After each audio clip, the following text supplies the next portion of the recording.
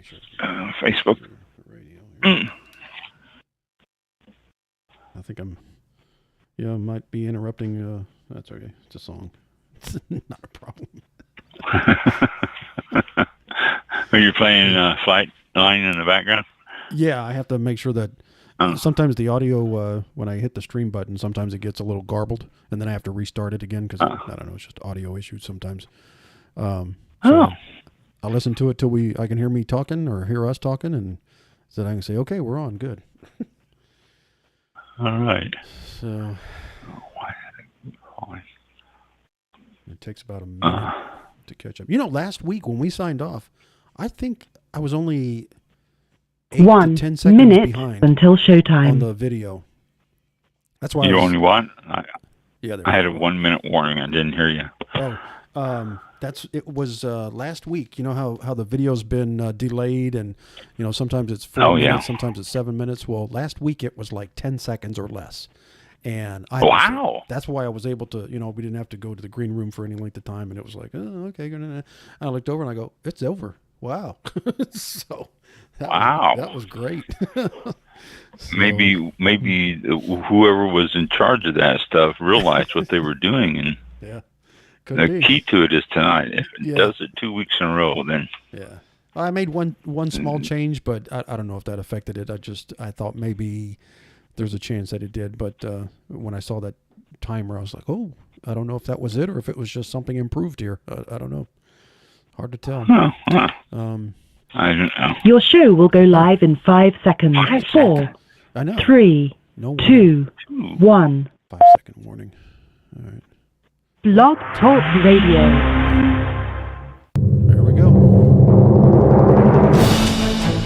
This is All About Wine, the talk show dedicated to the wine industry since 2009. Featuring winemaker, cellar master, vineyardist, and tasting expert, Ron. Basically what we're trying to do on this program is just trying to educate people and trying to make wine less confusing and more friendly. From coast to coast and around the world. We really have had some neat people on the program. I love that. Post your questions and comments during the live show on our Facebook page at www.facebook.com/allaboutwinebtr. Again, that's www.facebook.com/allaboutwinebtr. And now, All About Wine is on. Here's Ron.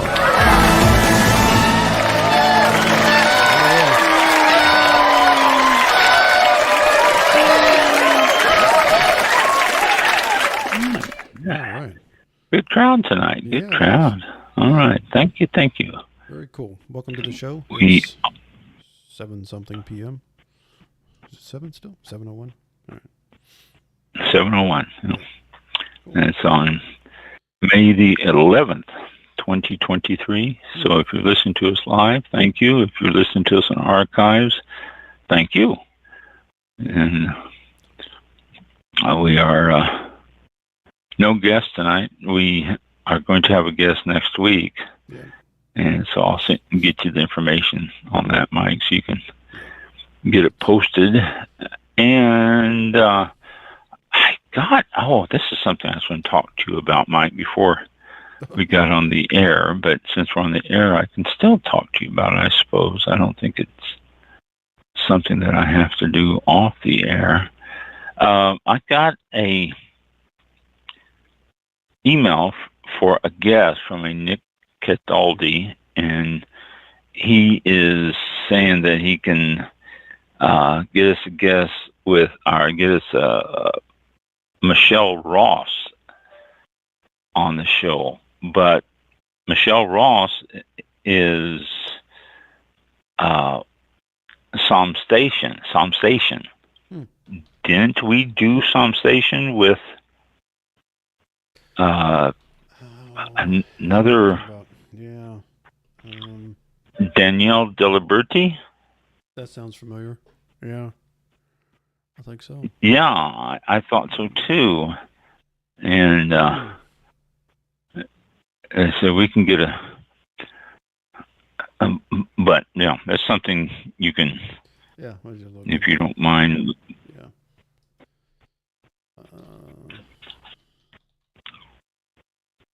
Yeah, we had Danielle from the CEO of Sensation on December 22nd last year. Okay, yeah, I thought maybe we did, because he mentioned, I would be more than happy to put you in contact with the CEO. Mm-hmm. And then he mentioned her name, and I thought, wait a minute, we did something with them. Yeah. So, okay, I just want to, I guess we can have Michelle on the show, tell her background and everything she's doing, and her perspective of some station, and see what she has to say about it. Okay.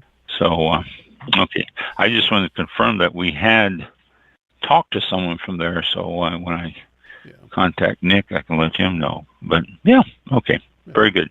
I'll try to get her on sometime soon, then have her tell us her story, I guess, and what she's how she got into it and all that.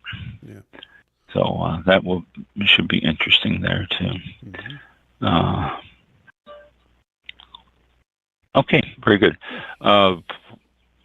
I just got stuff tonight to pass on, just information, all that, and things that I thought that you all might find interesting, you as our listeners out there. And so, unless we don't have anything else, I guess we'll jump right into it tonight, which is unusual because we usually don't get into the show this early in forever.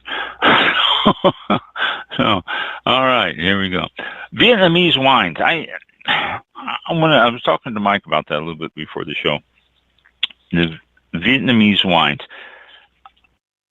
I get different things in my email on wines. Different things pop up all the time. I subscribe to a lot of different wine-related news stories and stuff.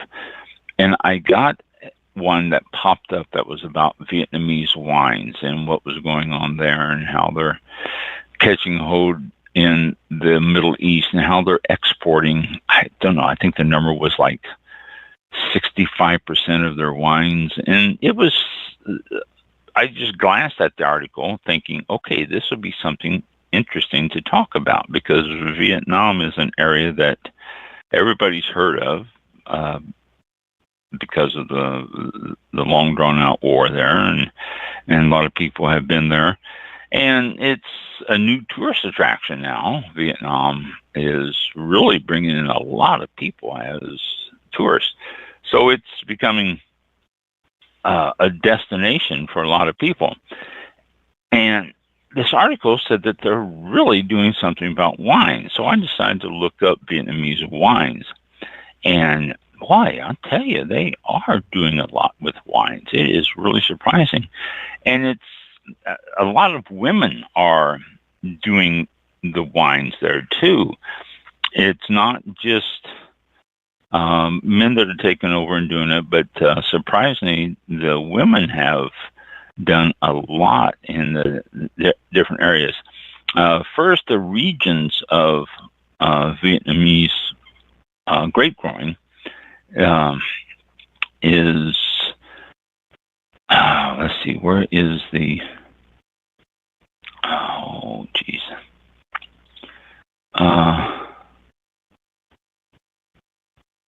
Well,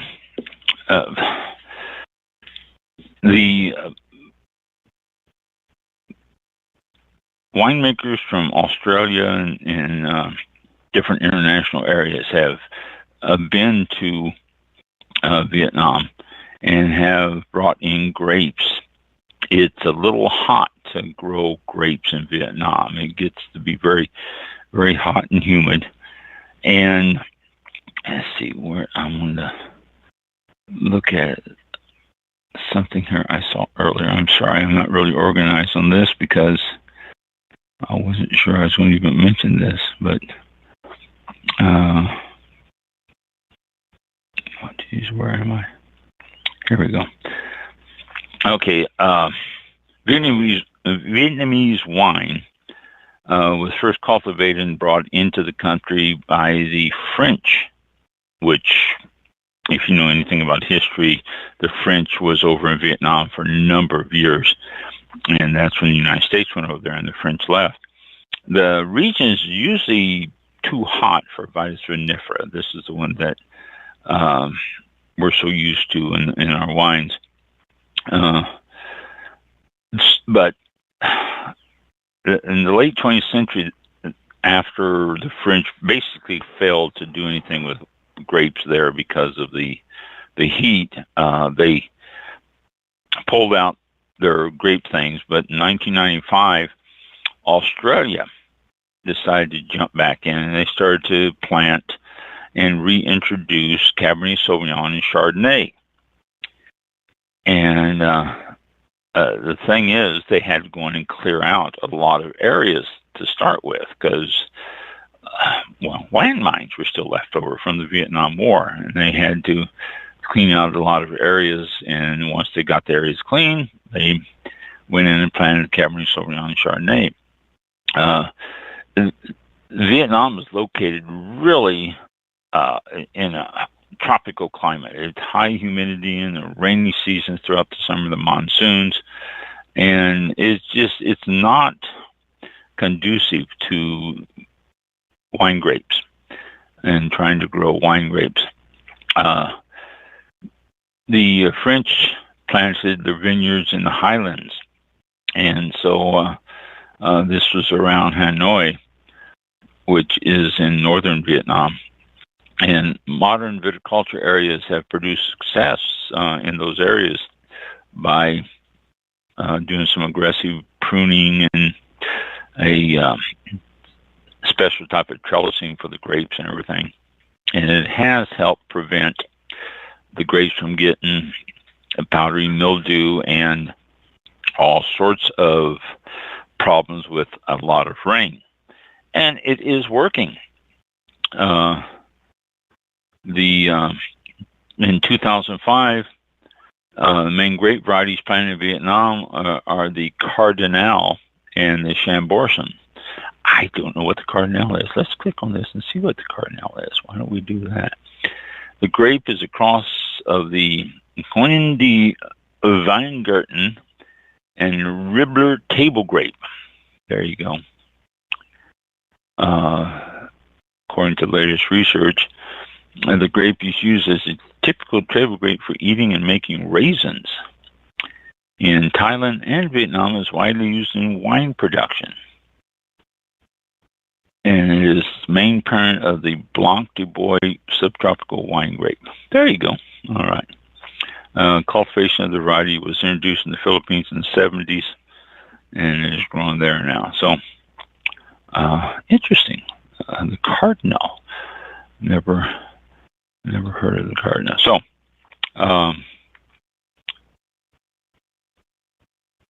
the Vietnamese main grapes are those two, the Cardinal and the Chambourcin, but there's an abundance of fruit there. So the Australian winemakers were working on introducing more international grape varieties in the region, as well as experimenting with sparkling wines. And it's working somewhat. Many new vineyard sites are being planted in areas that have been mostly demined. And so that's the areas that they're finding that is good for grapevines now. After they demine the area, they're putting in grapevines. But there's a lot of fruit wines coming out of Vietnam. And it's growing. Oh, crap. I clicked the button there that wiped off my screen. And here we go. Okay. One of the questions on Google search is there good wine in Vietnam? And the answer is, even though the country has warm and humid weather, the viticulture thrives in different regions, especially with grapes, Cardinal, and Chambourcin. Taste excellent wines in the Vietnamese wineries finding outstanding accommodations and enjoy amazing vineyards and cellar tours. So, yes, there are some good wines coming out of Vietnam, and that's what I have found in the articles I read. There are some very good wines coming out of Vietnam. So, and they are exporting a lot. Now, I don't know if any of that's being exported to the United States. I hope so, because I'd really like to find some Vietnamese wines here. I think that would be interesting to see what they are, even if they are some of those brands that we normally wouldn't expect to find in wines. So, let's see. Here's an interesting question: how much does a bottle of wine cost in Vietnam? And it says mid-range bottles will set you back less than $10. Well, which is sort of scary if it's only that cheap. But after they ship it across over here, who knows how much it'll cost. So, vineyards of southern Vietnam. We were talking about the vineyards around Hanoi, which is in northern Vietnam, and this is talking about another one here. Birthplace of Vietnamese wine, Dalat, D-A-L-A-T. The best ones can be found in Dalat. Dalat is a mountain town in the south central highland of Vietnam with a milder climate. And when the French came with wineries, though not well advertised or well known, these wineries are still in business today and can be found and can find their bottles in stores around the city, and you can visit the wineries yourself in Dalat. One of the oldest and biggest wineries of the region is the Dalat Becco, found by the French in 1974. Just right before the Vietnamese War ended. The winery grows its own organic grapes and produces various types of red and white wines. So, interesting. Didn't know about Vietnamese wines being so popular.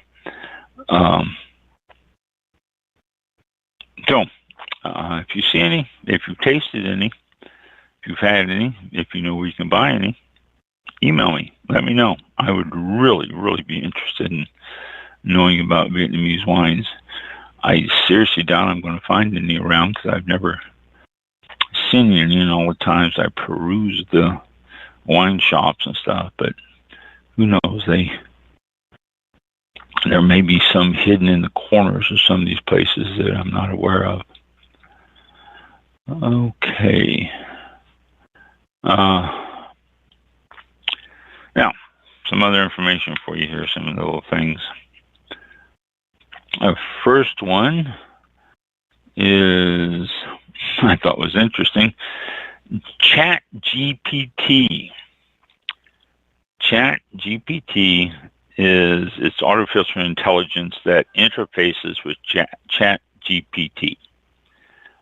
And it says that older the people are, the less they know about this, and the younger they are, the more they can navigate right through all this ChatGPT. Excuse me. But ChatGPT.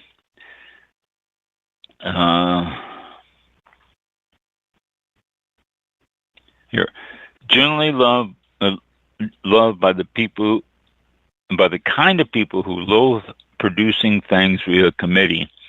ChatGPT, which, as Decanter's Rome critic Matt Wallace pointed out on social media recently, sounds like a cat I've farted when said in French, uses vast amounts of already available data across the internet to find the best response to your question. And that's what ChatGPT is. A lot of students use it to write reports. Thus, AI suggestions are in line of best fit across a host of data points. Okay, now this is what winery in Languedoc based Abrot Abert, and Mathaus. The End Cuvée,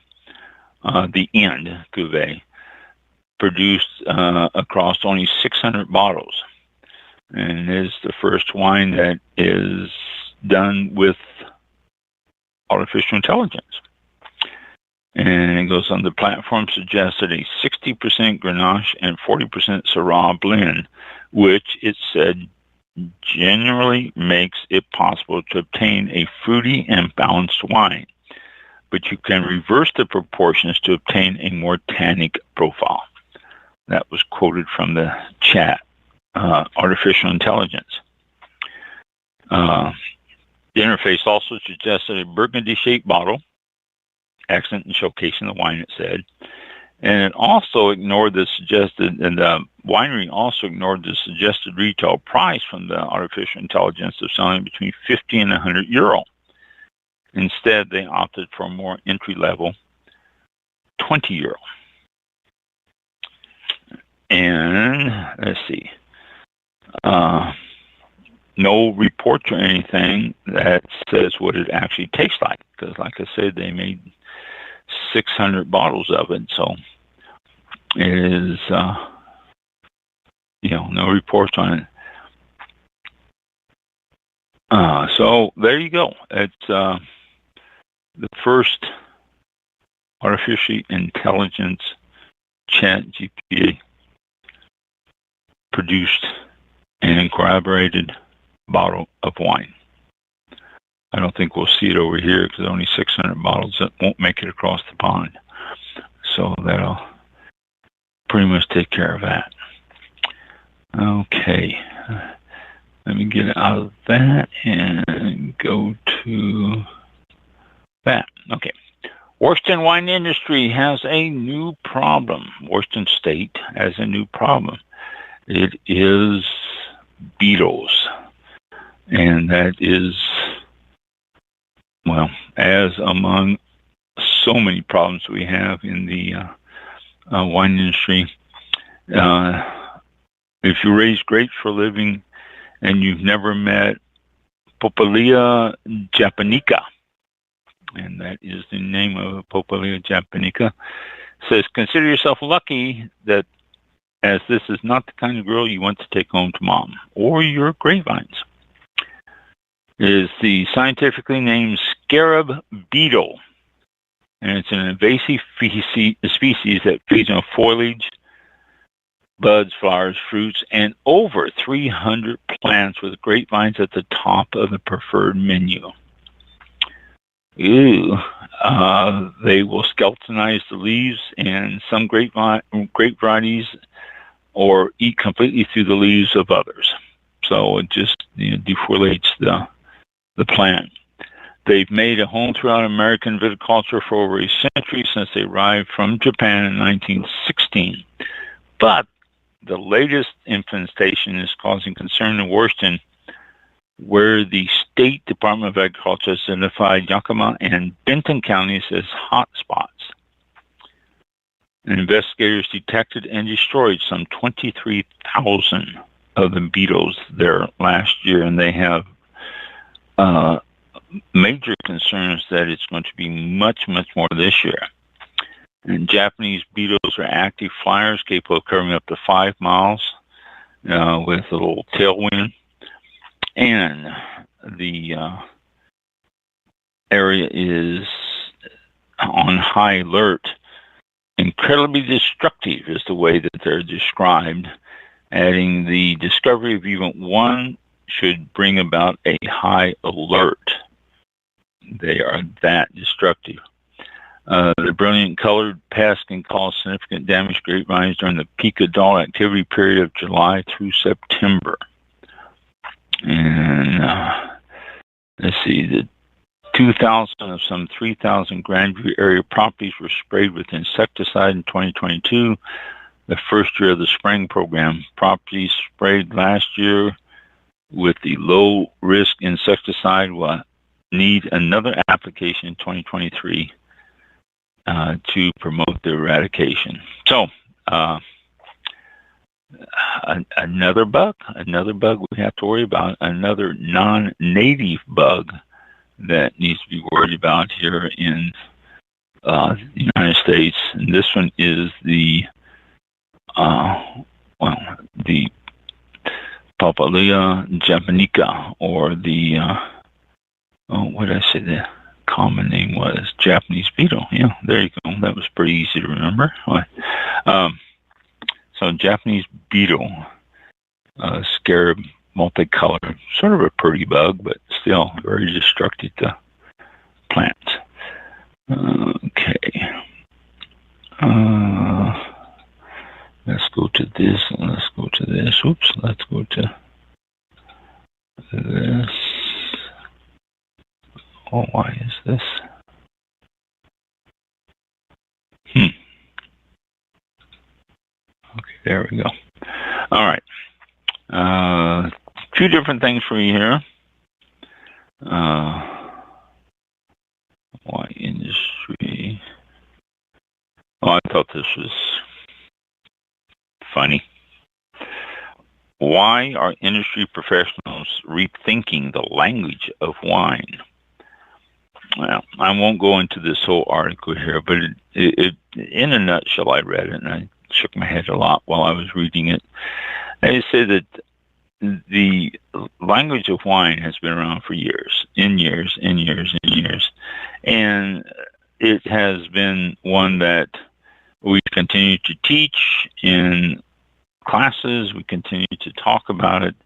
I've mentioned it many times. I mean, it's just something that's out there and something that we do because it's pretty much ingrained in the culture of wine drinking. And this group of sommeliers are saying, well, why don't we change this? Why don't we make it simpler? Huh? I thought, make it simpler from what? It's pretty simple now. Aroma, how can we make a smell? Okay, we can change aroma to smell. And bouquet would be pretty smell? I don't know. I think it's a little silly that they're talking about doing a simpler, friendlier wine languages. It just seems, I don't know. Well, but they're talking about the aroma wheel. Well, yeah, the aroma wheel is around for a long time, and the aroma wheel has been quite overused, but there are different words that are not on the aroma wheel, so it can be expanded. There's nothing wrong with that. Okay, expand the aroma wheel and find more aromas to stick in there, if you will. But I think if you start getting too many aromas in there, you're going to get to the point where it's just saturated with one, and a lot of them are going to seem almost identical to the other. As for the novice, it already is. So just, back off from the aroma wheel. And then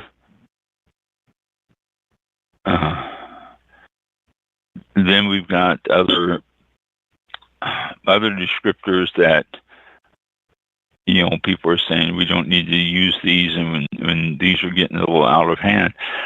I think that if you keep it simple, it's not out of hand. It pretty much describes everything. I think when you start getting sommeliers like these people who are saying that we need to take a different approach, when you start getting the sommeliers doing that, when you start getting these people who go crazy on it and sniff a wine and say, I smelled a little bit of burnt leather from the couch when you dropped a cigar on it at 7 o'clock at night, and stuff like that. I mean, you're going, just give a simple description. But I think some of the sommeliers get a little carried away with their description. If you ever heard them, you can understand what I'm saying. And a lot of times you're going, wow, I don't get that at all. And it just confuses people. But if you keep it simple and don't try to show that you're detecting a whole bunch of subtle things in there, then that's probably a lot easier to distinguish the whole thing. So, I don't know. It just, sure, the language is a little bit crazy, and language is a little bit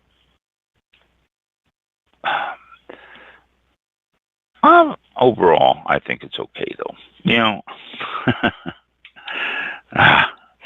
When they go on about this stuff, it needs to be changed. No, it doesn't. It just quit trying to make it so much more than what it really is, and we'll be fine. Okay, the next one we got here is what?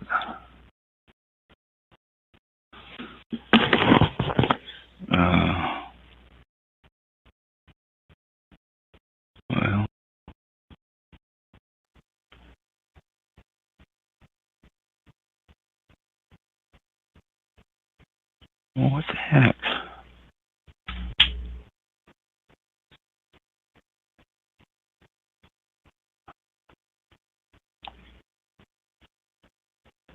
Oh, there you go. Batonnage. Batonnage. You all know what that is. Most people don't. It's a French word. And batonnage is simply entails stirring up the dead yeast cells with a stick or a baton.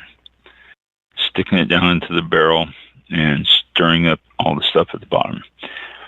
And let me give you a little read here on the techniques and stuff of batonnage. It says, like many traditional French practices designed to make life more delicious, batonnage can result in transcendence under the right conditions. Okay. The lees in a wine barrel are made up of dead yeast cells, grape stems, and skin tidbits. These are skins from the grapes. The cell membranes also are included in the grape pulp and micromolecules and other tiny grape goodies. They all settle to the bottom of the fermentation vessel. That's when you talk about racking off the top. You're taking the wine off of the top of that, not picking up that stuff. In a technique that dates back to the ancient Roman times, newly fermented wine is often left on the lees in the tank. And all that stuff at the bottom is called the lees, L-E-E-S. So it's left on the lees in the tank or barrel or vat or whatever you're using. That contact adds complexity, improves texture and mouthfeel, and helps build structure in your wine. Okay, pretty simple. Stirring the lees back into the wine in the vessel, generally but not always on oak barrels, is known as the art of batonnage, B-A-T-O-N-N-A-G-E. Generally accomplished with a stick, there are also racking systems that accomplish the same goal without using a stick. Batonnage, in addition to extracting additional layers of flavor, aroma, texture, and structure, also reduces the risk of hydrogen sulfide forming. Okay, and the reason for that, left on their own dead yeasty devices, lees can sometimes settle into a solid mass that imbues an entire batch of wine with the distinct odor of rotting eggs. Okay, so that's a problem if you just let it sit there too long without paying attention to it. So more flavor and structure, fewer sense of decaying open, win-win, but not always. As temperatures rise in many winemaking regions and wine taste trends toward leaner, fresher flavors, some winemakers are sidelining the longtime partner batonnage in their fight with climate change, while others embrace it ever more enthusiastically. So, there you go. That's batonnage. And you can taste if a wine, well, yeah, a lot of time you can taste a wine that has been stirred, that has been mixed up with that, because it gives it a little, I think, a little creamier flavor. So it's next time it says left on the lees or something like that, and they brag about that, and a lot of wineries will put that on their label, left on the lees. And if that's there, then look for the creaminess in the wine. So okay, so that I wanted to tell you about batonnage. And let's see, and this one, oh, there we go. Okay, this one I can. Washington State has tried to introduce a bill in the Senate, and the Washington wine industry helped stop it. The bill wanted to lower the DUI to 0.05% from the 0.08. Now, that doesn't sound like much, but it is. It makes a big difference. The only state right now that's using 0.05 is Utah. And that's where about two-thirds of the population is Mormon. And so they got a bunch of other weird rules that we've already talked about in past episodes in Utah. But 0.05, the bill that was introduced in Washington State was stopped before it got to the governor, and the governor said he was going to sign it into a law if it came to his desk. And the passage of that type of bill would have changed drinking habits in whatever state it goes into. And I'm not exaggerating. 0.05 is basically one drink. And it is impossible to judge how much of people have. This is something the restaurants were complaining about.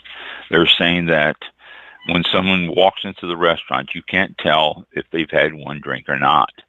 They sit down and they say, give me a drink, and you pour them a drink, and there's their second one, and that 0.05 has been reached. And so what do?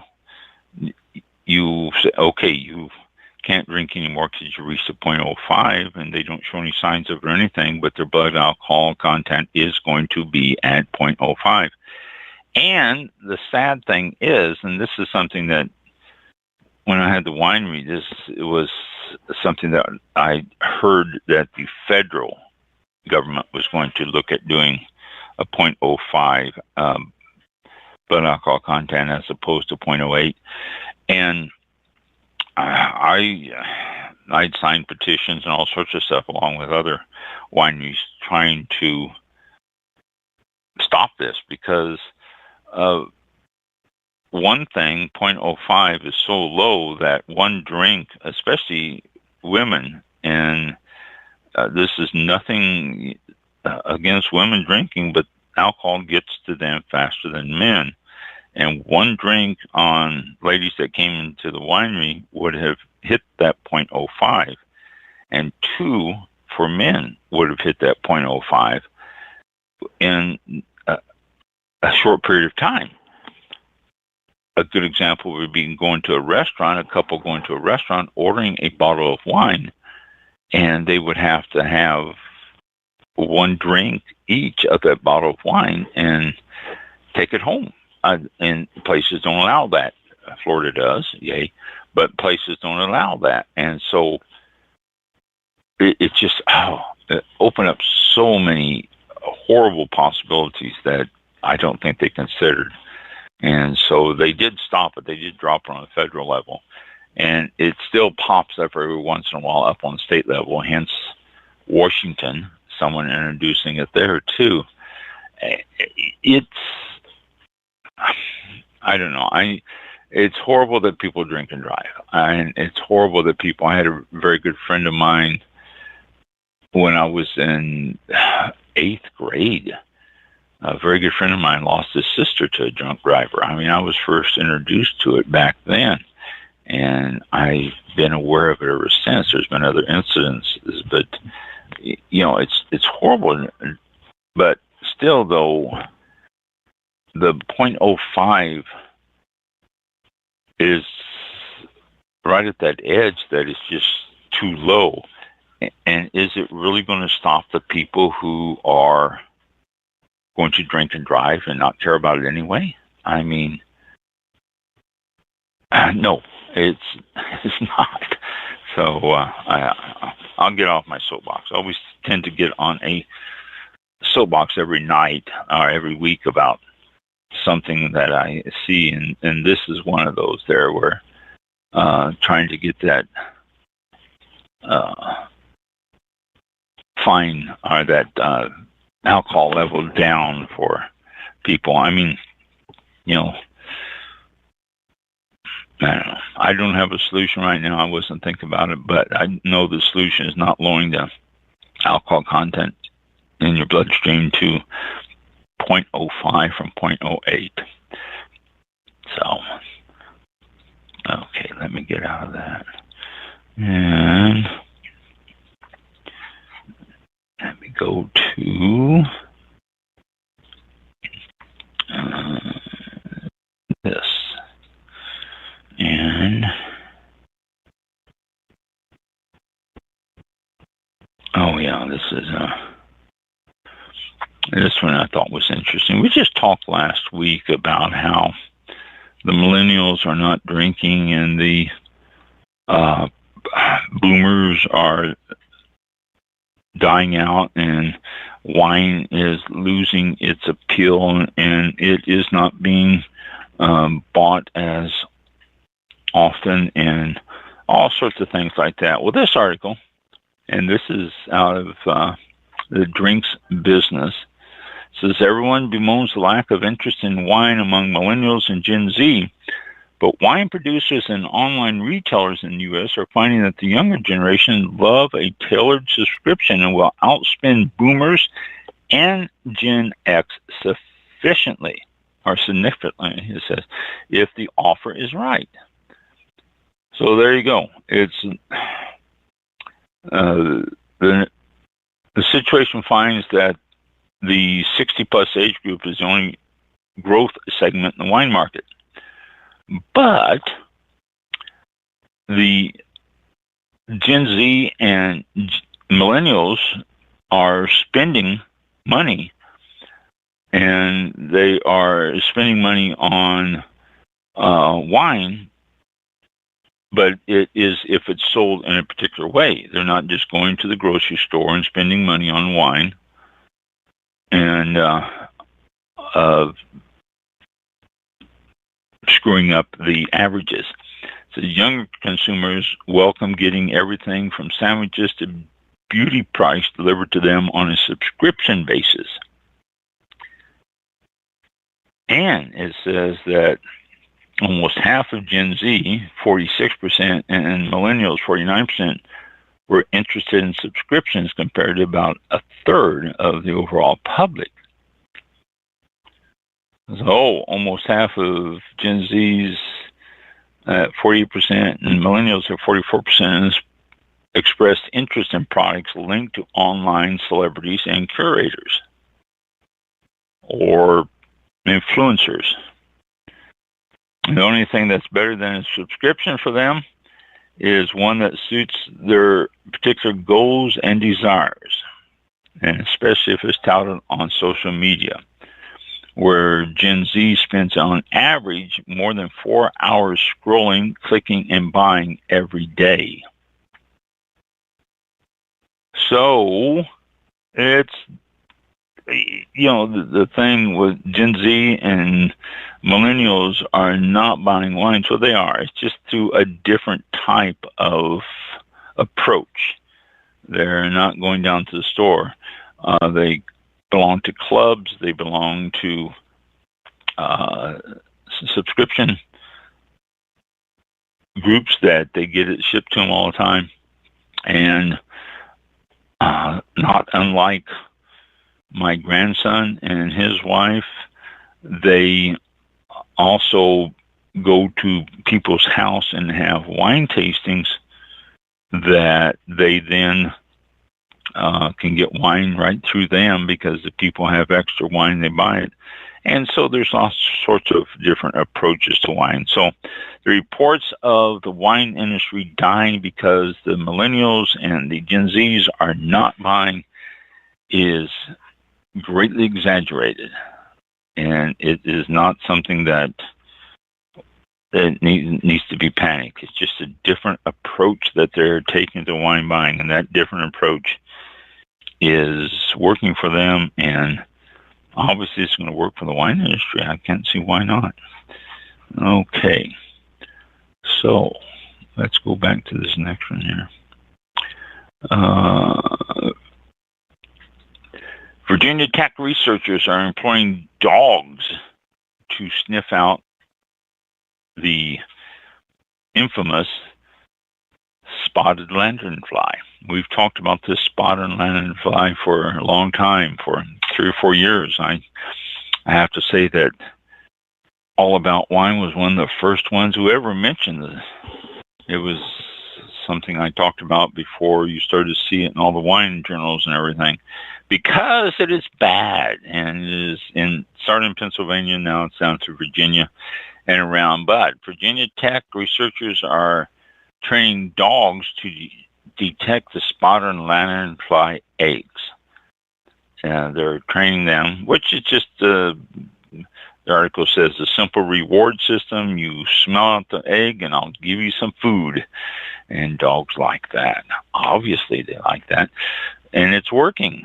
They're taking them out to the vineyard and showing them around the vineyard. The dogs are sniffing and finding spotted lanternfly eggs, and then they're rewarded with treats.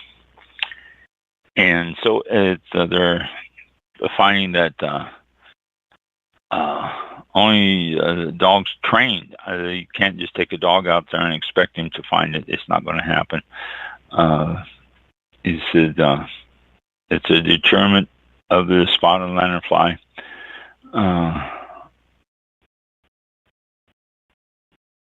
Let's see here. Oh, he said that the guy who's training the dog said he first had a first-hand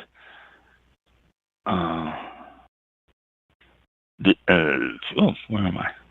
He recalls flying the drone when the fly was first detected at the research center about 2 years ago, and he said there were thousands of them. And so he partnered with the university's canine olfaction research and education laboratory and got a dog out there, and they're training dogs now to be able to sniff out and find the eggs of the spotted lanternfly. Good for them. The more and more ways we can stop that bug, the better it is. It is really starting to travel around the world. I haven't seen the latest map of the spotted lanternfly, but from what I understand, it has advanced tremendously around the country. I'll have to see if I can't find a map somewhere, but it's really has taken over. Peru has found 6 new grape varieties. Wine grape, not just grape, but wine grape varieties by researchers in the desert province of Carvalho in southern Peru. The new 6 varieties are called Jaen, Jaen, Cantrilla, Cinza, and it's also locally known as Malata, Negro de Carvalho, Loca and Moscatel Negro Rubio. And these grapevines are unregistered yet. They are Vitis vinifera grapes. And they are, said 4 newly identified mutations of the Negro Criollo variety have been deemed warrant further research. And they said it is possibilities. There's, I think there are, here we go. At least 2 of the varieties, the white Jeanne and the red Contrilla, are natural crossings of the Negro Criollo and the local variant of Muscatel de Alexandria. So they said they are worthy of propagation for wine production. So 6 new wine grapes discovered. It's always amazing to me how they can discover new things in our world with so much technology we have and everything else and everything that's going on. And here they find 6 new wine grapes in an area of Peru that you would think that it would be noticed, and I don't know. It just fascinates me. It really does that they would do that. But new wine grapes in Peru, they have come out. We'll see if we hear any new information on them coming up in the future. They do, I'll pass it on to you. If you are in the market and you are seriously considering buying a wine, and here's a big winery on the market in Australia. All right. It is Salina Estate in the Riverland, one of Australia's biggest wineries. And it's time, it says, quote, it's time to ease back a bit and slow things down a bit, says the manager director, Bob Perchita, 64. Salina Estate, established in 1998, produces about 10,000 tons of wine each year, about 70% of which have been exported. So there's a market there for it. Included in the sale are 191.5 hectares of vineyards, a lot. Half our vineyards are certified organic. We probably got one of the largest, if not the largest, holdings of organic Syrah and Cabernet, said Bob. Other assets include a cellar door, a restaurant, bottling line, a distillery, and a residence. The winery is named after Bob and Sylvia Francetto's daughter, Selena. The property is being sold through Collier's Agribusiness. And that's it. No price, no anything. You are seriously interested, you can get a hold of them, and I'm sure that they will more than be happy to send you the price. Pretty modern looking place, too. They have a picture. There's 3, 6, 9, 12, 18 big tanks outside, and 2, 4, 6, 8, and 12 smaller tanks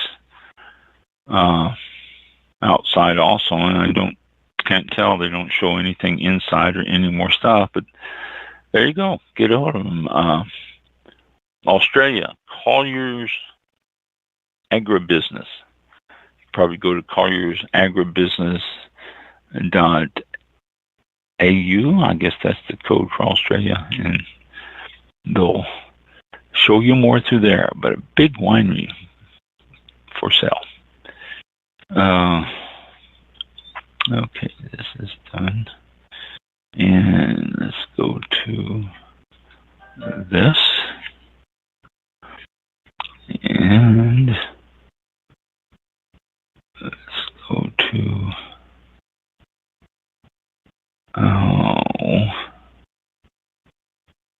that's what I want. This is what I want. And, here we go. archaeologists have uncovered a Roman winery, and it also shows paintings on the wall of it too. And it says ancient winery has been discovered in the ruins of the Villa di Quintilli. They were searching for a chariot arena that was built beneath it, and they discovered the winery. The winery was discovered by chance. It says new archaeologists in Rome discover an opulent winery almost 2,000 years old, which may have been used to entertain imperial guests. And it says it's situated just beyond the perimeters of ancient Rome. Covered nearly 24 hectares of land and surrounded a landscape of orchards, agriculture, and other lavish villas. So it is thought that the flow would then have channeled into vast storage jars set in the ground for fermentation to take place, which was a standard practice at the time. Oh, all right. Big winery that was found 2,000 years ago. That's always amazing. Always amazing when you see stuff that like that.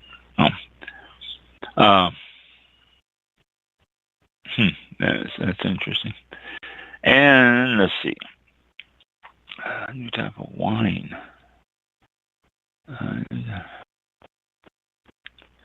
New type of wine is emerging in the San Francisco Bay Area. No one knows what to call it because it is a blend of fruit wine and grape wine.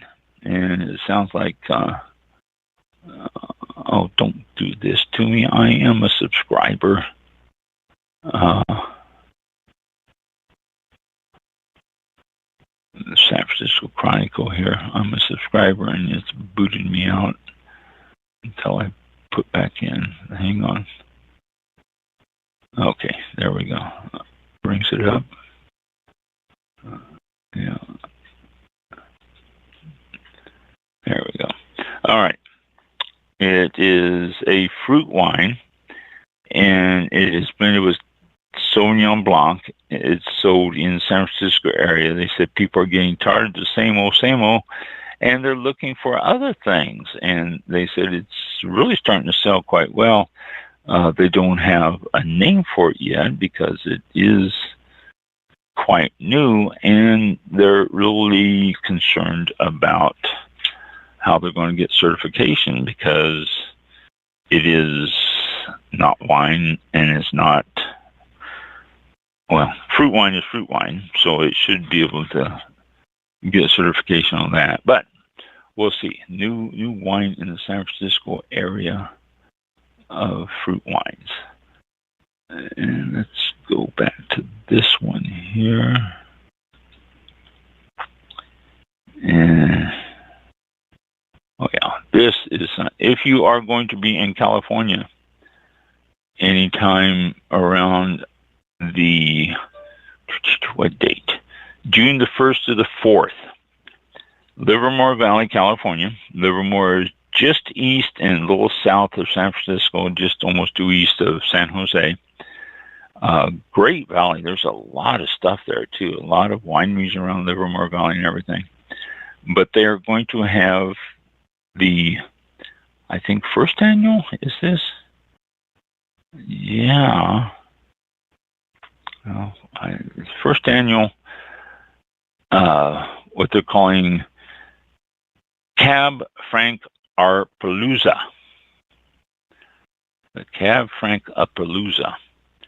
It's going to take place June the 1st to the 4th in Livermore Valley. It's going to be 4 days. 40 wineries will celebrate all things Cabernet Franc with events and tastings, with the grand tasting on Sunday the 4th.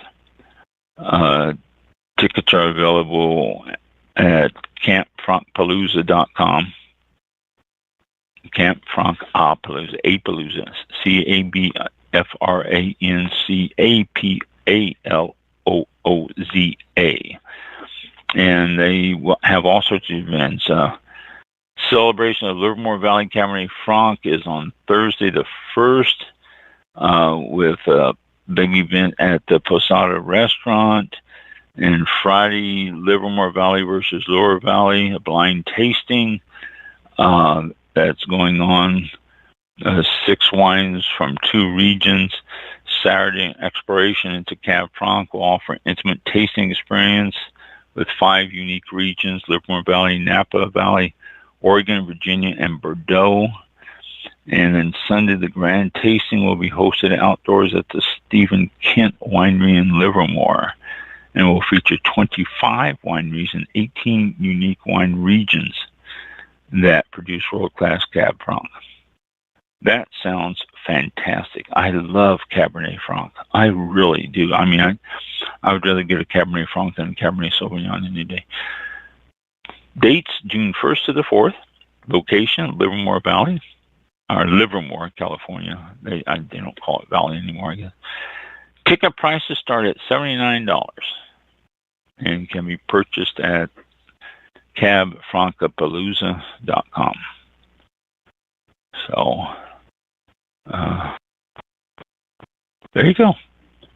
We'll end on that tonight. That's a great event. Might have to take the All About Wine private jet out there for that. That would be that would be a good use for it. We try to cut back on using the All About Wine private jet because of global warming and all that stuff. We try to do our part, but try to be discreet when we use it, and maybe something like this falls into that discreet category. Yeah, exactly. Well, we are, let me look at the right clock here because I got 3 different times on my screen. Almost 8 o'clock. So, yeah, the other one is almost 2 minutes and 15 seconds behind again. I don't know. We'll get that figured out sometime. It's video. It's all kinds of stuff going. But anyway, and remember I told you before the show, you said something, asked me if we had rain. And the fact that you mentioned it probably jinxed us. Well, I had to put the storm warning bulletin on the little ticker thing down at the bottom. It turns red because all of a sudden I heard, I go, what in the world? So I looked at the radar and I go, oh, we're getting hit from the north. And luckily it died down right before it got overhead. But there's some orange and reds that were heading this way, and it just all of a sudden it hits the northern part of us, and it just kind of died out before it hit. So but I thought, you got to be kidding me. We just got through saying that's amazing how the storms just die out here in Florida. I've never been anywhere where you have a storm that's heading at you and you're going, hit the deck, and then you look up and it's gone. Right. Yeah, they're not consistent. It's kind of like hey, we're moving in, and then they go, nah, we'll just go around, or we'll just stop. No, we're tired. We'll just stop. Yeah, it's ridiculous. I know, that's funny. It's been good here, but we look to the east, and it's some nasty big clouds heading this way from the east. So we'll probably get some pretty soon. Yeah, and then I had someone show me. Some hail damage they had not today, but it was within the last week or so, I think it was. And really, yeah, they had 2 hailstones next to a tape measure, and it was about 2 inches across, I think. And whoa! Yeah, it was a chunk, and they said, "Oh yeah, this is our yard." And I looked at it and I go, "Wow, this is here." It was terrible. Oh my God! But yeah, it's got hit. It was Haines City, and they said, how bad was it here? And I go, Haines City? Yeah, I said it didn't happen here. It went around and nothing here. It's just never know. That's typical Florida. Yeah, typical Florida. Hailstones that large will knock out your windshield and your back window if it's at a slant, and put dents in your car and all sorts of stuff. I mean, it's unbelievable how. It'll definitely cause some damage. They even said it broke out a bunch of windows in a couple of houses there. I guess it was flying sideways. Oh, and they said one house looked like someone just took a machine gun, I guess, one of those real rapid fire things, and just shot the front of the other house with the pellets or something. It was terrible. I was like, wow. Oh my God! All of a sudden.